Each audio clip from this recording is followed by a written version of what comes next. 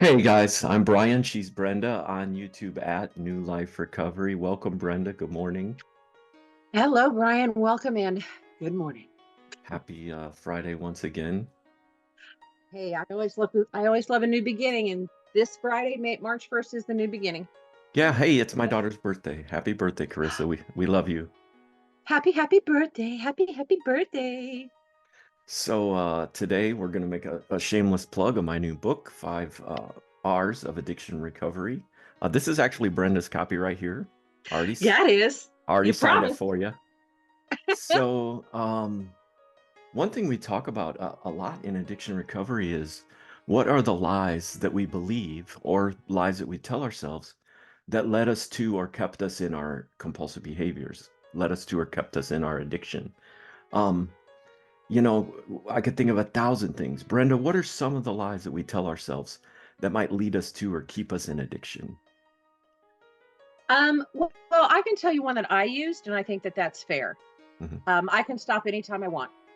Yeah. It doesn't have a hold on me. I can stop anytime I want. I need it to do this, or I need it to deal with somebody. I need it to get through this shift at work. I've already Yeah. worked 16 hours. I don't understand why they won't let me go home, but I need the money. Yeah, So, so two powerful ones right there. One, I can stop whenever I want. And what's fascinating about that one is it's not a lie until it is, right? But we don't know when we cross that knife's edge, right? I really can stop whenever I want, I really can. But I cross over to that knife's edge into where I can't stop anymore, and we don't know when that happens. So we continue to tell ourselves, I can stop whenever I want. I'm choosing not to until we choose to slow down or stop and are unable. Then that's scary. But then too, the second one you said, um, I forget what was the other one. Oh, I need um, it. I yeah, need it. Substance abuse, guys, is born in part, and our compulsive behaviors are born in part of poor problem solving skills. So, um, this is it never starts that way, right?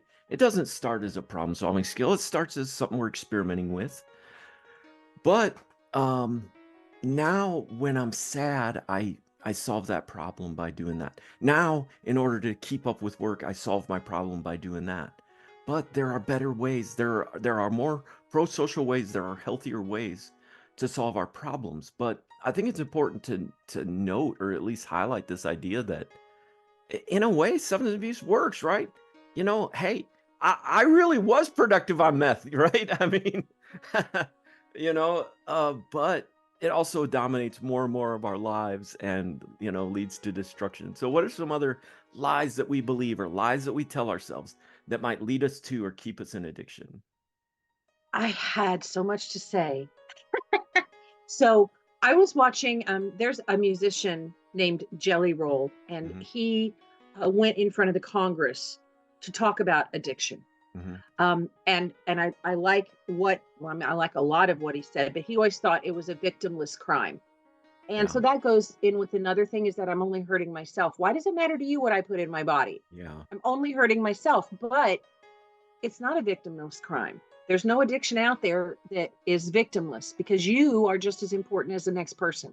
Yeah. You have a purpose and a anyway, that's No, that's good. that's my next one. That's good. I wrote in my book, I'm only hurting myself. I said, many individuals in addictions fail to recognize the impact of their substance abuse on their relationships, work, and overall well being.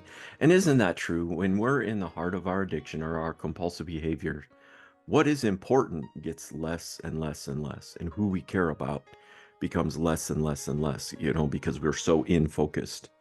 And so, I might truly believe I'm not hurting myself because I'm not aware of what it's doing to my kids. I'm not aware of what it's doing to my spouse. I'm not aware of how it's affecting my work. And going back to that other one that you said about needing it for work, isn't it true that sometimes we think we're hyper performing, but we don't realize that we're actually not doing our work as well, in some sense. You There's wouldn't go ahead. Go ahead. No, you go. Well, there's a certain industry, um, and I'm where you first try the drug because it's fun Hmm. and it gets you through what you need to do. But then the next time you're finding that you need that drug to do what is expected for you to do.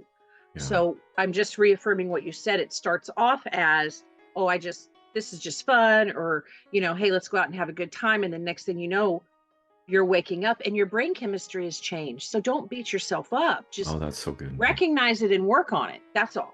Yeah, that's good, Brenda. So much more that we could say here. The big picture in the 5 Ds of addiction, I talk about deception, distraction, discouragement, domination, and destruction. So it starts with deception. What are the lies I believe that led me to or kept me in my addiction? Then deception, distraction. It distracts us from our values. It distracts us from a healthy pursuit of love, joy, and peace. Then we live in discouragement. It brings all this, mental health issues because it doesn't satisfy, it doesn't work. But the main point I want to make here is it ends in domination and destruction.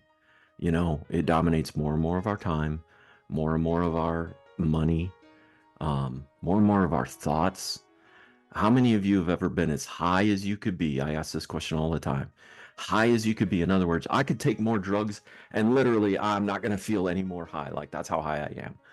But you're already thinking about where am I going to get my next fix, right? And because it dominates, and I've said on our program before, Brenda, Snickers doesn't satisfy. Drugs don't satisfy. It leaves you hungry for more and more and more. It dominates and it brings destruction. And so healing begins with this first step, identifying those lies that we believe, then replacing them with the truth. One Um, at a time. Don't get overwhelmed. oh, that's, yeah, I mean, I'm just saying, as a human being, and I'm a list maker, and I can't be the only one. Don't get overwhelmed, one thing at a time. So go yeah. ahead. Sorry. Just wanted to jump in No, with that I, because I'm I like, oof. appreciate that because it's a process. Hmm. When I mowed down the back field last May, it looked terrible and it took a long time to grow back. And in a month or two it looked a lot better than it had, but it still had a long way to go. It took months and months of healthy and it still doesn't look as good as my grass up by the house that's been cared for years, right? And what a good picture of the process. Hopefully, the day that I stop, my life looks a little bit better than it did yesterday when I was still in active use. But a week from now, hopefully it looks a little better and we begin to grow and restore. Guys, that's the purpose of this book. It's only $5, so I'm not making any money on this. On Amazon, it's called The 5 R's of Addiction Recovery by Brian H. Fontaine. Encourage you to pick up a copy. I know that guy. He's good. Oh, go on. I appreciate you, Brenda. Guys, next week we'll pick up where we left off and continue talking about the 5 R's of recovery. Brenda, final word. Um, Love yourself. If you can't, nobody else will, and you're important. Those were more than one words, but and your final word, Brian? Yeah. We love you. God bless you. Until next Hmm. time, guys, be well. Thanks.